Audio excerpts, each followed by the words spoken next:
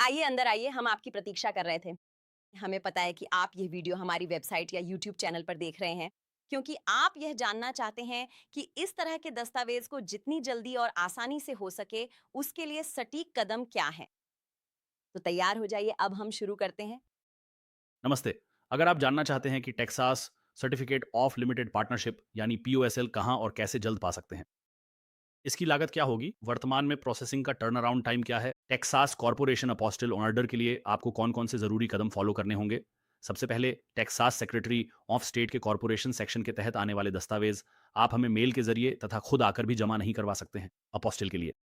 ऐसा इसलिए है क्योंकि टेक्सास कॉर्पोरेशन यूनिट से अपोस्टिल ऑर्डर करने के लिए आपको या आपकी कंपनी को पहले ये विशेष दस्तावेज टेक्सास में फाइल करना होता है, जिसके बाद टेक्सास सेक्रेटरी ऑफ स्टेट द्वारा प्रोसेसिंग के बाद आपको एक यूनिक फाइल नंबर दिया जाता है। अगर आपके पास ये यूनिक एसओएस फाइल नंबर नहीं है तो हम आपकी मदद नहीं कर सकते। अपोस्टिल करें क्योंकि Texas secretary of state corporation division केवल उन्हीं दस्तावेजों पर कॉर्पोरेशन अपोस्टिल प्रमाण पत्र जारी करेगा जो उनके डेटाबेस में दर्ज हैं। दूसरी बात यह है कि आपको वह यूनिक फाइल नंबर पता होना चाहिए और आपके पास होना चाहिए जो आपको टेक्सास सेक्रेटरी ऑफ स्टेट द्वारा जारी किया गया था हमारे साथ ऑनलाइन अपोस्टिल ऑन ऑर्डर देने के लिए। ये नंबर केवल अंकों का होगा, इसमें कोई अक्षर नहीं होंगे और ये कुछ ऐसा दिखेगा। फिर से, ये वही दस्तावेज है जिसे आपकी कंपनी ने पहले बनाया था और सेक्रेटरी ऑफ स्टेट को जमा किया था। ये अलग दिख सकता है, आप कहीं भी देख सकते हैं। हर कंपनी अपना खुद का बना सकती है। और आप देखेंगे जहां लिखा है सेक्रेटरी ऑफ स्टेट के कार्यालय में फाइल किया गया और ठीक यहाँ जिसे हमने धुंधला किया है वही असली फाइनल नंबर है। और आप देखेंगे कि ये कॉर्पोरेशन सेक्शन से है, तो जो नंबर धुंधला किया गया है वही नंबर हमें आपसे ऑर्डर बनाने के लिए चाहिए।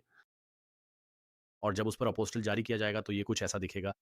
इस पर आपका फाइलिंग नंबर होगा, इस पर सर्टिफिकेट ऑफ लिमिटेड पार्टनरशिप लिखा होगा, लेकिन ये बिल्कुल ऐसा ही दिखेगा। जब आप ये वीडियो देख रहे होंगे तब हो सकता है कि जेन नेल्सन सेक्रेटरी ऑफ स्टेट ना हो। ये सेक्रेटरी ऑफ स्टेट हर साल बदल सकते हैं। ये इस बात पर निर्भर करता है कि वे कितने समय तक पद पर रहते हैं। लेकिन जब सेक्रेटरी ऑफ स्टेट इसे जारी करेंगे और हम इसे आपको वापस भेजेंगे तो ये कुछ ऐसा ही दिखेगा। पेज के नीचे दिए गए बटन से हमारे ऑर्डर फॉर्म पर जाएं और अपना एसओएस फाइल नंबर और कॉरपोरेशन का पूरा नाम भरें। आपको दस्तावेज की कॉपी के साथ प्रीपेड फेडेक्स या यूपीएस शिपिंग लेबल भी अपलोड करना होगा, ताकि हम दस्तावेज आपको या आपके बताए किसी भी व्यक्ति को वापस भेज सकें। अगला है चरण 2, जो है शिपिंग निर्देश।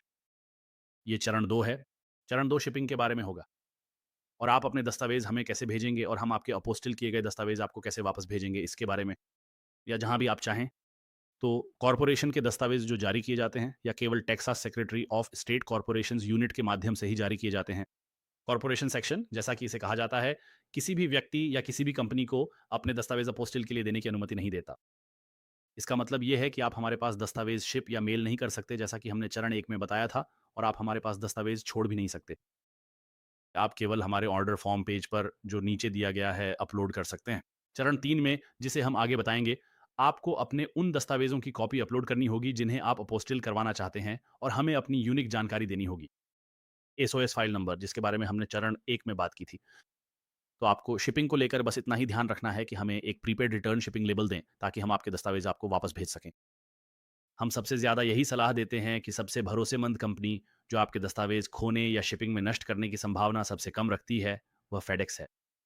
हम पिछले 16 वर्षों से इन्हीं का उपयोग कर रहे हैं। हर एक दस्तावेज जो हम वापस भेजते हैं या अपने डीसी ऑफिस भेजते हैं, जब हम फेडरल अपोस्टिल और दूतावासों का काम करते हैं, और उन्होंने कभी भी लकड़ी छू लें हमारे किसी भी दस्तावेज को न तो खोया है और न ही नष्ट किया है। और हम हमेशा 2 दिन की फेडेक्स ओवरनाइट सेवा का उपयोग करते हैं, और वे संयुक्त राज्य अमेरिका में घरेलू शिपिंग के लिए सबसे सस्ते हैं। अगर आप फेडेक्स वन रेट का उपयोग करते हैं, अगर आप हमारे निर्देशों का ठीक से पालन करते हैं, तो आपको यहाँ क्लिक करना है और ये आपको पूरी प्रक्रिया बताएगा। वहाँ एक और लंबा वीडियो भी है जो आपको स्क्रीनशॉट्स और वीडियो के साथ पूरी प्रक्रिया समझाएगा। तो आप सिर्फ स्क्रीनशॉट पेज पढ़ सकते हैं। उस पेज पर सभी स्क्रीनशॉट्स देख सकते हैं या आप वीडियो देख सकते हैं जिसमें हम पूरी प्रक्रिया दिखाते हैं, जैसे मैं अभी कर रहा हूँ। और फिर यहाँ यूपीएस के लिए जाइए। लेकिन सबसे विश्वसनीय फेडेक्स है। और अगर तुलना करें तो हम ऑस्टिन टेक्सास से, जो कि सेंट्रल टेक्सास है, 2 दिन की फेडेक्स डॉक्यूमेंट्स भेजते हैं देश के एक छोर से दूसरे छोर तक, अटलांटिक महासागर के पास वाशिंगटन डीसी तक, और इसकी लागत हमें केवल $10 और 95 सेंट्स आती है। जब हम इसकी तुलना यूपीएस से करते हैं तो यूपीएस हमेशा कम से कम 4 गुना महंगा होता है, यानी वही चीज़ $40 से भी ज़्यादा में पड़ती है। और यहाँ तक कि यूडैस पोस्ट ऑफिस की कीमत भी $23 से ज़्यादा है। ये 2 गुना है। फेडेक्स वन रेट का इस्तेमाल ही सही तरीका है, पर ज़्यादातर लोगों को इसके बारे में पता नहीं है और वे इसे इस्तेमाल नहीं करते। वे बस फेडेक्स इस्तेमाल कर कोटेशन ले लेते हैं, जिससे आपसे ज़्यादा चार्ज लिया जाता है। यहाँ देखें कि फेडेक्स वन रेट कैसे चेक करें। इसे दुनिया में कहीं भी कर सकते हैं। तो आप फेडेक्स या यूपीएस के लिए प्रीपेड शिपिंग लेबल बना सकते हैं। अगर आप ऑनलाइन जाइए दुनिया में कहीं भी, और फिर आप उसे प्रिंट कर सकते हैं, प्रिंट आउट निकाल सकते हैं और फिर उसे अपने डॉक के साथ हमें भेज सकते हैं। या माफ़ कीजिए, शव के लिए आप बस उसे हमें ईमेल कर दें या अपलोड कर दें हमारी साइट पर, और फिर वह हमें ईमेल मिल जाता है। इस तरह आपको यूपीएस स्टोर या फेडेक्स जाने की ज़रूरत नहीं। बस इन लिंक पर दिए निर्देशों को फॉलो करें, ये आपको पूरी प्रोसेस समझा देगा। एक और बहुत महत्वपूर्ण बात यह है कि आप प्रीपेड रिटर्न शिपिंग लेबल पर अपना हमारा नाम, हमारा पता, हमारा फ़ोन नंबर नहीं डाल सकते। इसका मतलब ये है, जैसा कि हम यहाँ स्पष्ट करते हैं, हम आपके दस्तावेज़ आपको वापस मेल नहीं करेंगे। अगर आप ऐसा करते हैं, खासकर हम किसी भी परिस्थिति में अंतर्राष्ट्रीय शिपिंग नहीं करेंगे। आपको अपना नाम डालना होगा, पता और फ़ोन नंबर या किसी दोस्त, परिवार के सदस्य, सहकर्मी या कंपनी का पता। इससे फ़र्क नहीं पड़ता कि आप वहाँ कौन-सा पता डालते हैं, लेकिन जहाँ से यह भेजा जा रहा है, वह आपको या आपके पास या जहाँ भी आप चाहते हैं कि हम भेजें, वहाँ होना चाहिए। अगर वह कोई अलग देश है, कोई अलग सरकारी संस्था है, कोई कंपनी है, दोस्त, परिवार का सदस्य, सहकर्मी, जहाँ भी हम भेज रहे हैं, वह चुनना आपके ऊपर है। लेकिन शिपिंग लेबल पर आपसे पूछा जाएगा कि ये कहाँ से भेजा जा रहा है। अब हम यहाँ ऑस्टिन में हैं, लेकिन हम शिपर या इंपोर्टर नहीं हैं। आप हैं, आप शिपिंग लेबल बनाते हैं और आप ही शिपिंग लेबल के लिए भुगतान करते हैं। लेकिन अगर आप हमारे नाम को प्रीपेड रिटर्न शिपिंग लेबल पर रिटर्न एड्रेस के रूप में डालते हैं, मतलब अगर वो खो जाता है ना?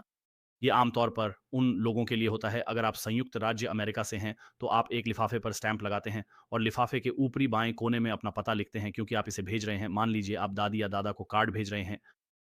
अगर पोस्ट ऑफिस उसे खो देता है या जो पता आपने लिखा है वह अस्तित्व में नहीं है, वह गलत पता है, आपने गलत पता लिख दिया है, तो वे उस लिफाफे को वापस भेज देंगे। जिसने भी उसे भेजा है, उसे वापस भेज देंगे। इसीलिए आप उस पर वह पता लिखते हैं। तो ये लगभग कभी नहीं होगा, लेकिन आप हमारा पता उस पर नहीं डाल सकते, क्योंकि वह कस्टम्स से होकर जाता है या उसमें अतिरिक्त शुल्क लग सकते हैं। हमें बिल भेजा जाएगा, जो एक शिपमेंट पर सैकड़ों डॉलर हो सकता है, क्योंकि वह कस्टम्स का मामला है। लोगों ने कस्टम्स का भुगतान नहीं किया और लोग ये हमेशा करते रहते हैं। आप हमारा पता नहीं दे सकते, ये हमारी कंपनी की नीति है। आप ऐसा नहीं कर सकते। तो इससे कोई फ़र्क नहीं पड़ता कि आप कौन-सा पता डालते हैं। आप टेक्सास या ऑस्टिन का कोई भी पता डाल सकते हैं। लोग ऐसा कर सकते हैं, लेकिन आपको ये ऑनलाइन करना होगा। फेडेक्स या यूपीएस स्टोर में आपको दिक्कत होगी। वे कहेंगे, "आप ऐसा नहीं कर सकते। 2 बार पता डालना मुमकिन नहीं है।" हमारे यहाँ लोग ये हर दिन करते हैं। आपको बस इसे ऑनलाइन करना होगा। आप इसे स्टोर में नहीं कर सकते, तो आपको बस यहाँ इनमें से किसी एक पर क्लिक करना है, और अंतर्राष्ट्रीय शिपिंग के लिए आपको कस्टम्स इनवॉइस की भी ज़रूरत होगी। इसे कमर्शियल इनवॉइस कहा जाता है। जब आप कस्टम्स के लिए शिपिंग करते हैं, तो आप यहाँ फेडेक्स के लिए और यहाँ यूपीएस के लिए क्लिक कर सकते हैं, और हमारे पास पहले से ही आपके लिए एक कस्टम टेम्पलेट भरा हुआ है। आपको बस अपना नाम, अपनी जानकारी भरनी है और फिर उस पर साइन करना है, और वही कस्टम्स के लिए होगा। आपको फेडेक्स या यूपीएस के झंझट से गुजरने की ज़रूरत नहीं है। हमने वास्तव में एक सलाहकार को हायर किया था, जिसमें फेडेक्स ऑफिस मैनेजर और यूपीएस मैनेजर शामिल थे, और उन्होंने हमारी मदद की, क्योंकि उन टेम्पलेट्स में जो ज़्यादातर चीज़ें होती हैं, उनकी आपको ज़रूरत नहीं होती, और ये सब बहुत उलझन भरा होता है। इसलिए हमने सारी गैर ज़रूरी चीज़ें हटा दी और उसे पहले से ही भर दिया। अब आपको बस अपनी जानकारी भरनी है, जैसे अपना नाम, अपना फ़ोन नंबर, और फिर उस पर साइन करना है। इसके बाद आप उसे प्रिंट कर सकते हैं या फिर उसे सेव करके हमें ईमेल भी कर सकते हैं, और कुछ देशों में इसकी वास्तव में ज़रूरत नहीं होती, जैसे कि मेक्सिको में। वहाँ ज़्यादा फ़र्क नहीं पड़ता, लेकिन अगर आप पूरी तरह सुरक्षित रहना चाहते हैं, तो कर सकते हैं। लेकिन मेक्सिको, उदाहरण के लिए, अगर आप सिर्फ़ दस्तावेज़ भेज रहे हैं, पैकेज नहीं, तो आपको इनवॉइस या कस्टम्स इनवॉइस की ज़रूरत नहीं होती। लेकिन फिर भी अगर आप ज़्यादा सुरक्षित रहना चाहते हैं, तो कर सकते हैं। लोग ऐसा करते हैं, वे बस उसे साथ में रख देते हैं। बस इतना ही। कॉर्पोरेट दस्तावेज़ों के लिए ये काफ़ी सरल है, क्योंकि आपको हमें भेजने के लिए लेबल बनाने की चिंता करने की आवश्यकता नहीं है। आप हमें सामान नहीं भेज सकते। इसलिए आप जो कुछ भी करेंगे वह इलेक्ट्रॉनिक रूप से होगा, और आप इसे हमारे ऑर्डर फॉर्म पेज पर अपलोड करेंगे, और हम तीसरे चरण में इस पर चर्चा करेंगे। ठीक है, धन्यवाद, अलविदा। नमस्ते, ये तीसरा चरण है। मैं आपको बताने जा रहा हूँ कि 30 नवंबर 2025 तक वर्तमान में टर्न अराउंड टाइम क्या है, और ये सिर्फ़ इस वीडियो के लिए लागू होगा। तो अगर आप ये वीडियो 2026, 2027 या उसके बाद देख रहे हैं, तो इस पेज पे जो जानकारी है उसी के अनुसार चलें, ना कि इस वीडियो की जानकारी के अनुसार। मैं बस आज की तारीख के अनुसार रिकॉर्ड कर रहा हूँ कि टेक्सास राज्य का टर्न अराउंड टाइम फिलहाल क्या है। तो आप हमें हमारा ऑर्डर फॉर्म देने वाले हैं, ठीक है? और आप ये कैसे करेंगे? इसके लिए आपको ईमेल करना होगा। आप हमें कॉर्पोरेट दस्तावेज़ ना तो डाक से भेज सकते हैं और ना ही खुद आकर जमा कर सकते हैं। आप केवल ईमेल या ऑनलाइन ऑर्डर ही कर सकते हैं। आप फिर से हमें कॉर्पोरेशन, या जिसे टेक्सास कॉर्पोरेशन यूनिट दस्तावेज़ कहा जाता है, ना तो डाक से भेज सकते हैं और ना ही खुद जमा कर सकते हैं। आप ऐसा नहीं कर सकते। यहाँ ऊपर अगर आप जाएँ, तो ये आपको दिखाएगा कि आप केवल ऑनलाइन ही ऑर्डर कर सकते हैं। उन्हें यहाँ दिए गए सभी दस्तावेज़ों को मेरे द्वारा नोटराइज़ कराने की ज़रूरत नहीं है।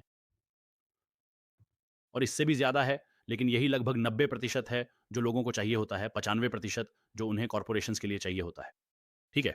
तो अगर हमें आपका ऑन ऑर्डर ऑनलाइन मिलता है, यानी अगर आप हमसे ऑनलाइन ऑन ऑर्डर करते हैं और हमें वह मिल जाता है, सोमवार से शुक्रवार शाम 5 बजे तक सेंट्रल स्टैंडर्ड टाइम के अनुसार सभी प्रमुख और राज्य अवकाशों को छोड़कर या जब सेक्रेटरी ऑफ स्टेट का कार्यालय खुला हो तब तक। तो वे कई ऐसे दिनों में बंद रहते हैं जो संघीय या राज्य अवकाश नहीं होते। बस आपको बता दूँ, जैसे वे 4 जुलाई के लिए बंद थे। 4 जुलाई शुक्रवार को था, उसके बाद वाला सोमवार, सोमवार कोई संघीय या राज्य अवकाश नहीं था, वे बंद थे। इस हफ्ते ब्लैक फ्राइडे और थैंक्सगिविंग से पहले बुधवार को भी वे बंद थे। इस हफ्ते वे 3 दिन बंद रहे। इनमें से 2 दिन संघीय या राज्य अवकाश नहीं थे। तो सरकार के अनुसार मत चलिए। आप हमसे संपर्क कर सकते हैं और हम आपको बताएँगे कि वे खुले हैं या नहीं। आमतौर पर हम अपने ब्लॉग पर एक पोस्ट डालते हैं जहाँ आप जा सकते हैं और वहाँ बताया जाता है कि वे खुले हैं या नहीं। लेकिन अगर हमें आपके दस्तावेज़ फिर से 5 बजे सेंट्रल स्टैंडर्ड टाइम तक मिल जाते हैं, उसके बाद तो अभी वे 1 से 2 कार्य दिवस ले रहे हैं और यह जानकारी यहाँ कुछ घंटों में बदल जाएगी, तो ये तारीख और साल यहाँ बदल जाएगा। ये सब कुछ यहाँ बदल जाएगा। ये हर महीने बदलेगा, तो अगर आप हर महीने इस पेज को देखें, तो ये दिसंबर 25 या जनवरी 26 दिखाएगा और फिर हम इसे अपडेट कर देंगे, जो भी वर्तमान समय सीमा होगी। तो भविष्य में इसमें 2 या 3 कार्य दिवस, शायद 3 या 4 कार्य दिवस भी लग सकते हैं। अभी इसमें 1 से 2 कार्य दिवस लग रहे हैं, हम इसे 1 से 2 कार्य दिवस के रूप में देखते हैं। ठीक है? चलिए शुरू करते हैं और मैं आपको कुछ परिदृश्य दूँगा ताकि आपको समझा सकूँ कि यह प्रक्रिया कितनी तेज़ होगी। तो परिदृश्य नंबर 1, अगर हमें आपके दस्तावेज़ सोमवार को या उससे पहले शाम 5 बजे सेंट्रल टाइम तक प्राप्त हो जाते हैं, तो हम उन्हें उसी रात इलेक्ट्रॉनिक रूप से सफलतापूर्वक फ़ाइल कर देंगे। तो अगली सुबह मंगलवार की पहली चीज़ सचिव को हमारा ऑर्डर मिल जाएगा और आम तौर पर वे उसी दिन उसे प्राप्त कर लेंगे। वे उसी दिन उसे जारी भी कर देंगे। तो आपके दिमाग में आपने हमारे साथ सोमवार को ऑर्डर किया, लेकिन सचिवालय के लिए क्योंकि वह समय के बाद था, वे बंद हो चुके थे। अब वे 5 बजे बंद करते हैं। उन्होंने लगभग ढाई साल बाद अपने समय को 4 से 5 बजे तक बढ़ा दिया है। लेकिन आपके लिए आपने सोमवार को हमें अपना ऑर्डर ईमेल किया था। हम जितनी जल्दी हो सके फ़ाइल करेंगे क्योंकि वे मंगलवार सुबह बंद थे। तो वही दिन यानी अगला कार्य दिवस, वे ऑन ऑर्डर करेंगे या 2 कार्य दिवसों में इसे जारी कर देंगे। तो सबसे खराब स्थिति में भी आपको ये मंगलवार या बुधवार तक मिल जाएगा। तो अगर आप हमारे साथ सोमवार को फ़ाइल करते हैं, सबसे अच्छा या सबसे खराब मामला, अगर आप इसे हमें शाम 5 बजे सेंट्रल स्टैंडर्ड टाइम तक भेज देते हैं, तो हम इसे उठा सकते हैं और मंगलवार या बुधवार को आपको वापस मेल कर सकते हैं। और फिर दूसरे उदाहरण में, अगर हमें आपके ज़रूरी दस्तावेज़ सोमवार को हमारे शाम 5 बजे के बाद मिलते हैं, तो हम ठीक है, हम इसे अगले कार्य दिवस में फ़ाइल करेंगे और फिर वे इसे 1 या 2 कार्य दिवसों में जारी कर देंगे। तो उस स्थिति में सबसे अच्छा या सबसे खराब मामला ये है कि वे इसे फिर से मंगलवार या गुरुवार को करेंगे। वे इसे गुरुवार तक भी कर सकते हैं। तो फिर से अगर आप सोमवार को ऑन ऑर्डर करते हैं तो सबसे खराब स्थिति में हम इसे गुरुवार को आपको वापस मेल कर पाएँगे और ये जितनी जल्दी हो सकता है मंगलवार को भी हो सकता है। ये सब राज्य सचिव पर निर्भर करता है कि उनके पास कितना बैकलॉग है। लेकिन सामान्यतः जैसा कि अभी इस वीडियो को शूट किया जा रहा है, आम तौर पर ये अक्सर उसी दिन हो जाता है। तो अगर हमें आपका दस्तावेज़ वहाँ 5 बजे तक मिल जाता है, तो उनके पास ये मंगलवार के अंत तक होगा। हम उसे उसी समय ले सकते हैं और फिर आपको अगली ही सुबह वापस मेल कर सकते हैं। ऐसा 90-95% मामलों में होता है और वहाँ काम करने वाली लड़कियों के साथ हमारे बहुत अच्छे संबंध हैं। वे सभी महिलाएँ हैं और उनका पूरा स्टाफ भी। तो वे हमारे ऑर्डर बहुत जल्दी, बहुत तेज़ी से आगे बढ़ा देती हैं। तो इससे मदद मिलती है। हम उन्हें कुकीज़ और कपकेक देते हैं, तो हम उनका ध्यान रखते हैं। तो लेकिन हाँ, आम तौर पर यही होता है। वैसे तो इसमें अक्सर 1 दिन लगता है और हमें इससे ज़्यादा समय कभी भी नहीं लगा है। उनकी वेबसाइट या कॉल पर भले ही 2 दिन बताए जाते हैं, पर हमारे साथ कभी भी ऐसा नहीं हुआ। ज़्यादातर मामलों में ऑर्डर मिलने पर आपको यह मंगलवार या बुधवार तक मिल जाएगा, ताकि आपको स्पष्ट अंदाज़ा रहे कि दस्तावेज़ कितनी जल्दी वापस भेजने हैं। ठीक है, कॉर्पोरेट प्राइसिंग उनकी ऑथेंटिकेशन यूनिट से अलग है। सेक्रेटरी ऑफ स्टेट में 2 अलग-अलग यूनिट्स हैं। एक है जिसे टेक्सास कॉर्पोरेशंस कहा जाता है और फिर है Texas authentication unit. Texas authentication unit काफ़ी सस्ती है, फाइलिंग फ़ीस लगभग साढ़े 3 गुना सस्ती है। हमारी फ़ीस बिल्कुल समान है, बस हम दोनों के लिए फाइलिंग फ़ीस का भुगतान करते हैं। तो कॉर्पोरेट साइट पर प्रति दस्तावेज़ कीमत $145 है और इसमें सभी फाइलिंग फ़ीस शामिल हैं। तो आपको कोई फाइलिंग फ़ीस नहीं देनी होती।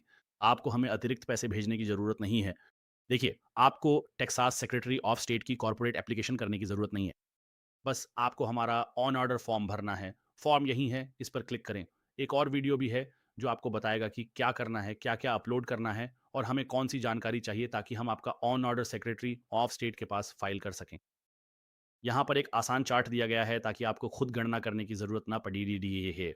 एक अपोस्टल की कीमत $145 है, 2 की 233 और 3 की $435 है। और हमने आपकी सुविधा के लिए पूरे 10 अपोस्टल्स तक की जानकारी वाला ये छोटा चार्ट दिया है।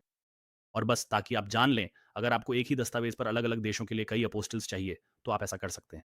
क्योंकि कॉर्पोरेट आपके लिए प्रमाणित प्रति बनाएगा, जैसा कि हमने पहले चरण में बताया था, तो आप कई प्रतियाँ बनवा सकते हैं। अगर आपके पास आर्टिकल्स ऑफ इनकॉर्पोरेशन है और आपको ये 3 अलग देशों के लिए चाहिए, तो बस हमें बताएँ और ऑन ऑर्डर फॉर्म में मात्रा 3 लिखें।